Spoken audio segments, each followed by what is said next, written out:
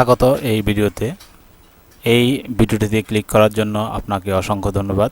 আমরা জানি যে লেখালেখির জন্য যে সফটওয়্যারটি বেশি বা অধিক পরিচিত সেটি হচ্ছে মাইক্রোসফট ওয়ার্ড। আমি এই মাইক্রোসফট ওয়ার্ড নিয়ে ধারাবাহিক টিউটোরিয়াল দেব একেবারে বেসিক পর্যায় থেকে। যারা মাইক্রোসফট ওয়ার্ড শিখতে চান তারা আমার এই চ্যানেলের সাথে সাবস্ক্রাইব করে সংযুক্ত থাকতে পারেন। আমি আশা করি যে ধারাবাহিকভাবে যে ভিডিওগুলো দেব সেই ভিডিও থেকে আপনারা একেবারে এ টু জেড মাইক্রোসফট ওয়ার্ড সম্পর্কে জানতে পারবেন, বুঝতে পারবেন এবং অফিসিয়ালি যে কাজকর্মগুলো আছে সেগুলো সুন্দরভাবে করতে পারবেন। তো মাইক্রোসফট ওয়ার্ড নিয়ে আমি এর আগে মাইক্রোসফট ওয়ার্ড কিভাবে কম্পিউটার ইনস্টল করতে হয় সেই বিষয়ে আমার একটি টিউটোরিয়াল আছে। আপনাদের কম্পিউটারে যদি মাইক্রোসফট ওয়ার্ড না থাকে তাহলে কিভাবে ফ্রি ডাউনলোড করে ইনস্টল করবেন সেটি দেখে নিতে পারেন, এবং কি আমি এই ভিডিও ডিসক্রিপশনে বা আই বাটনে সেই লিঙ্কটি দিয়ে দেব। আপনারা সেখানে ক্লিক করেও জানতে পারবেন যে কিভাবে মাইক্রোসফট ওয়ার্ড ফ্রি ডাউনলোড করে ইনস্টল করবেন এবং অ্যাক্টিভেট করে নেবেন।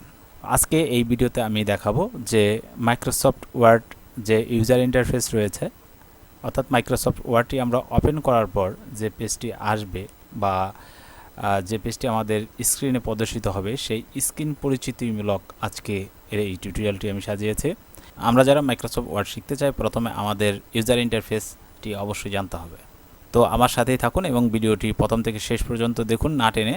আমি আশা করি ডিটেলস বুঝতে পারবেন। তো যারা এই চ্যানেলে নতুন তারা অবশ্যই চ্যানেলটিকে সাবস্ক্রাইব করে রাখবেন। যারা অলরেডি সাবস্ক্রাইব করে রেখেছেন তাদেরকে অসংখ্য ধন্যবাদ। তো আমি কি করব যে এখানে স্টার্ট মেনু আছে দেখুন, বা স্টার্ট আইকন আছে, সেখানে আমি ক্লিক করব মাউস দিয়ে ক্লিক করে অল অ্যাপস আছে এখানে ক্লিক করব। ক্লিক করার পর দেখবেন যে মাইক্রোসফট অফিস নামক একটি অপশন রয়েছে, দেখুন মাইক্রোসফট অফিস। এখান থেকে আমি স্ক্রল করব একটু, দেখুন এখানে মাইক্রোসফট ওয়ার্ড 2010, যদি একটু ব্যাকডেটেড ভার্সন এটা, তো পরবর্তীতে আমি আপডেট ভার্সন নিয়ে টিউটোরিয়াল বানাবো। তো এখানে ডাব্লিউ লেখা আছে দেখুন আইকন এবং মাইক্রোসফট ওয়ার্ড। আমি এইখানে ক্লিক করব। ক্লিক করার পর দেখুন যে পেজটি ওপেন হয়েছে, এটি হচ্ছে আমাদের মাইক্রোসফট ওয়ার্ডের ইউজার ইন্টারফেস। তো প্রথমেই আপনাদেরকে বলে নিচ্ছি যে টিউটোরিয়ালটা একটু দীর্ঘ হতে পারে, কারণ হচ্ছে যে এখানে অনেক ইউজার ইন্টারফেসে অনেকগুলো বিষয় রয়েছে।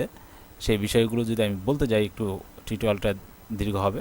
তো না টেনে দেখতে থাকুন, আমি আশা করি আপনারা এই ইউজার ইন্টারফেস সম্পর্কে একেবারে ডিটেলস জানতে পারবেন।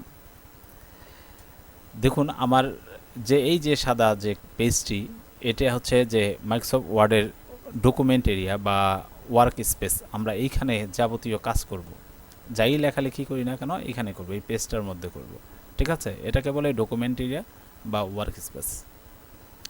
দেখুন এখানে একটা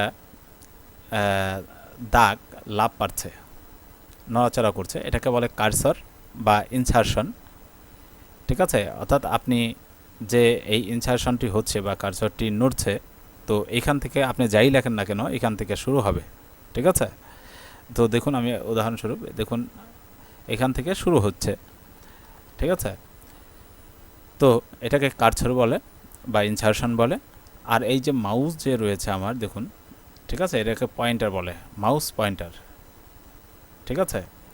এই পৃষ্ঠার একেবারে ডাইন পাশে দেখুন এই যে আমার মাউসের পয়েন্টারটিকে লক্ষ্য করুন।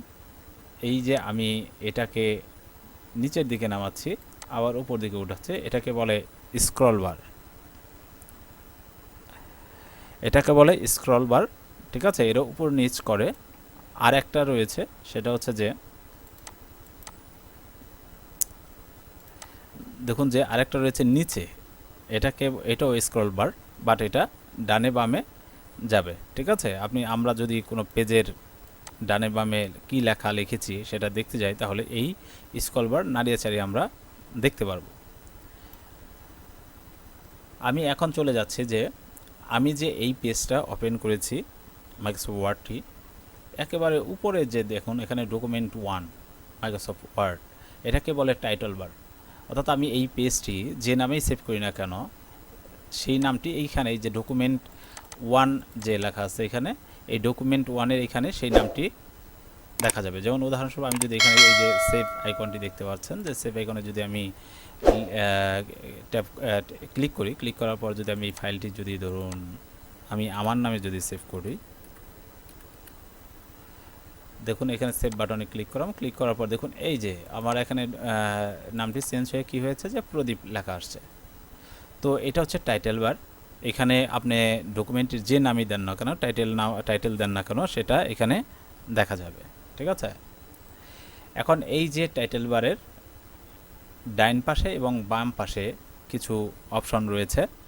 আমি ডাইন পাশে যাব, এইটা হচ্ছে যে ক্লোজ। ঠিক আছে, আমি যদি এই সফটওয়্যারটি যদি আমি ক্লোজ করে দিতে যাই, বন্ধ করে দিতে যাই, তাহলে কিন্তু আমাকে এইখানে ক্লিক করলে বন্ধ হয়ে যাবে। ঠিক আছে, আর এই যে এটা দেখতে পাচ্ছেন, এটা হচ্ছে রিস্টোর বা ম্যাক্সিমাইজ।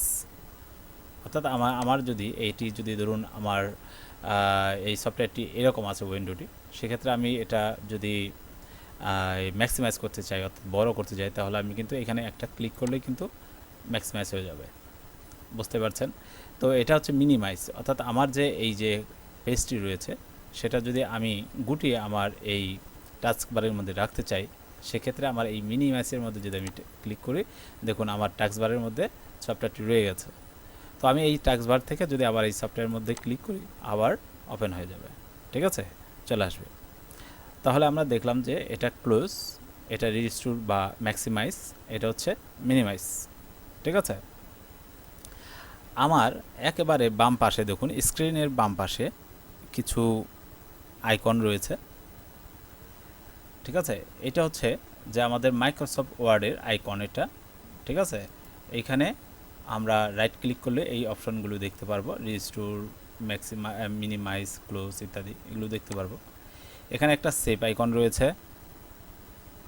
ঠিক আছে, এই টাইটেল বারের একেবারে যে বাম পাশে। ঠিক আছে, আমরা সেভ বাটন দেখতে পারবো।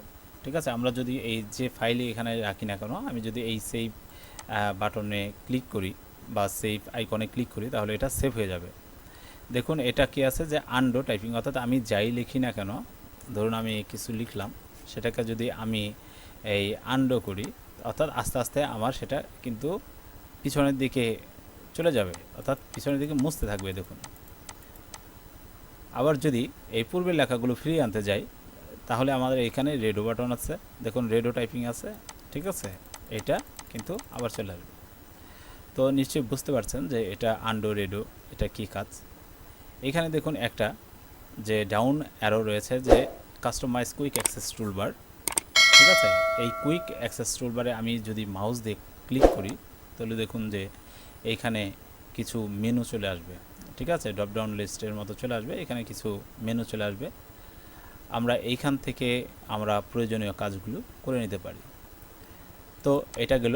তো এখানে দেখুন কিছু লেখা আছে। ঠিক আছে, এগুলোকে বলে মেনু বার। ঠিক আছে, মেনুস। তো এখানে এটা ফাইল মেনু, এটা home menu, insert, page layout, তারপর হচ্ছে যে reference, mailing, review, view, add-ons ইত্যাদি রয়েছে, এগুলো মেনু বলে। ঠিক আছে, আমরা যদি কোনো মেনুতে, যেমন আমি হোম মেনুতে ক্লিক করলাম, হোম মেনুতে ক্লিক করার পর দেখুন যে এখানে অনেক ফাংশন চলে আসছে বা অপশন চলে আসছে। তো এগুলোকে পুরাটাই যদি আমি এই পুরাটা যদি ধরি, এগুলোকে রিবন বলে। ঠিক আছে, এগুলোকে রিবন বলে।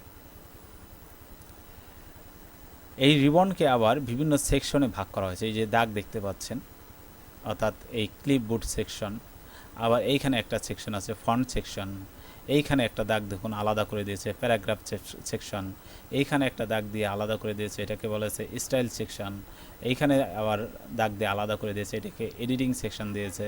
সেই রকম ইনসার্ট যদি আমি মেনুতে চাপ দিই, এরকম কিন্তু রিবনের মধ্যে আলাদা আলাদা সেকশন আছে, আপনারা এগুলো দেখে নিতে পারেন। ঠিক আছে, দেখে আপনারা আস্তে আস্তে বুঝতে পারবেন। তো সবগুলোই যে প্রত্যেকটি ফাংশনেরই কী কাজ, আমি পরবর্তী বিভিন্ন টিউটোরিয়ালে আমি আস্তে আস্তে দেখে দেবো। এগুলি অনেক দীর্ঘ বা অনেক টিউটোরিয়াল হবে, তৈরি হবে। আপনারা যদি আমার সাথে বা আমার চ্যানেলের সাথে সংযুক্ত থাকেন, তাহলে এই টিউটোরিয়ালগুলো দেখতে পারবেন। প্রতিদিনই আপনারা, আমি চেষ্টা করব যে প্রতিদিনই আপলোড করার জন্য, যাতে আপনারা শিখতে পারেন। তো এইভাবে আপনারা প্রত্যেকটা মেনুতে ক্লিক করে এর সেকশনগুলো দেখে নিতে পারেন এবং এর কার্য যে কি কাজ করা যায় এই বাটনগুলো দিয়ে বা এই ফাংশনগুলো দিয়ে আমি পরবর্তীতে আপনাদের দেখানোর চেষ্টা করব। এটা দেখানোর পরে আমরা চলে আসবো একেবারে নিচে। দেখুন নিচে আমরা যে দেখলাম যে স্ক্রল বার রয়েছে, এবং স্ক্রল বারের নিচে দেখুন একটা বার রয়েছে, সেটাকে বলবো স্ট্যাটাস বার বলে। ঠিক আছে, এটাকে বলে হচ্ছে স্ট্যাটাস বার। এই স্ট্যাটাস বারের ডানে এবং বামে অনেকগুলো কিন্তু ফাংশন রয়েছে। দেখুন আমি যদি আমার স্ক্রল বারের বাম পাশে যাই, দেখুন এটা পেজ ইনফরমেশন, অর্থাৎ আমি দেখুন এখানে লেখা আছে পেজ 1 of 1, অর্থাৎ আমি যতগুলো পেজ লিখব এখানে কিন্তু লেখা উঠবে, এবং কত নম্বর পেজে অবস্থান করছে সেটাও লেখা থাকবে। দেখুন এটা একটা পেজ আছে, এবং 1 নম্বর পেজের মধ্যে আমি আছি। এই যে পাশে দেখুন যে ওয়ার্ড কাউন্ট, এটা আর কি, যে আমি কতগুলো ওয়ার্ড লিখলাম। যেমন আমি দেখুন একটা ওয়ার্ড লিখেছি, তো ওয়ার্ড কাউন্ট কিন্তু একটা, কিন্তু আমি একটু স্পেস দিয়ে আরও কিছু যদি লিখি, দেখুন ওয়ার্ড কাউন্ট কয়টা করছে, এখানে 2টা লিখছে। তো আমি এই যে এখানে একটা ওয়ার্ড, এখানে একটা ওয়ার্ড, তো এটা হচ্ছে কি ওয়ার্ড কাউন্ট। এই সেকশনটা আপনি যদি তাকান তাহলে বুঝতে পারবেন যে এখানে ওয়ার্ড কাউন্টিং হচ্ছে।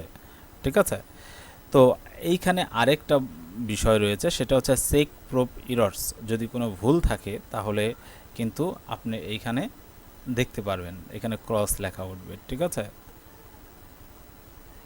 ঠিক আছে, এখানে যদি আমি ক্লিক করি, ক্লিক করলে এই যে ফাংশনগুলো আছে এইগুলো আমি এই ডিকশনারি লেভেলে যদি কোনো ভুল ভ্রান্তি থাকে তাহলে আমি এখান থেকে কারেকশন করে নিতে পারি।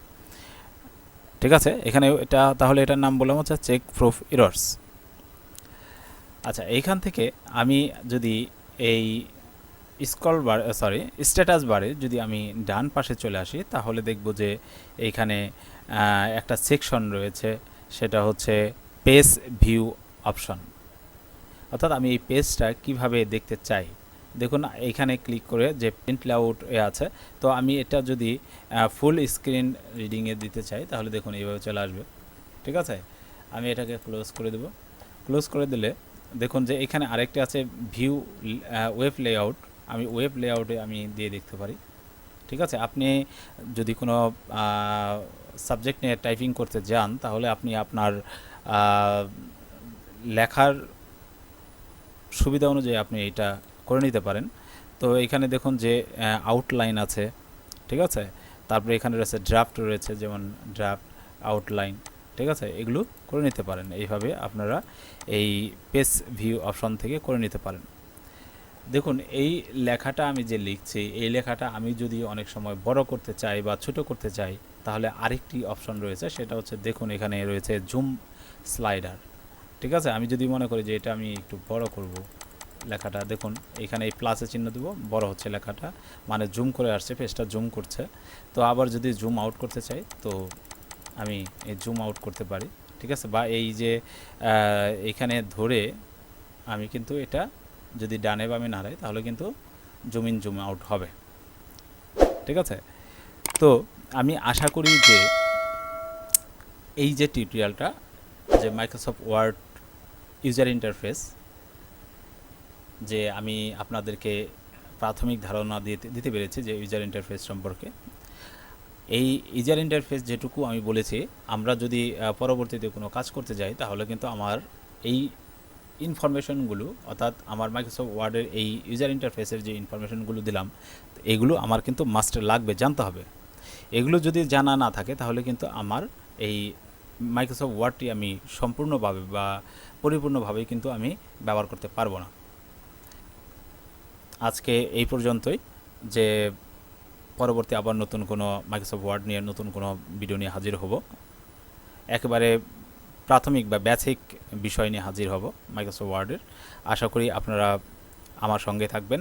যদি ভিডিওটি ভালো লেগে থাকে, যদি মনে করেন যে ভিডিওটি আপনার জন্য উপকারী, তাহলে অবশ্যই ভিডিওতে একটি লাইক দিয়ে রাখবেন, এবং কি কমেন্টস করে রাখবেন, এবং কি অনেককে এই ভিডিওটি দেখার জন্য অবশ্যই শেয়ার করবেন ভিডিওটি। ধন্যবাদ আপনাকে এই ভিডিওটি দেখার জন্য।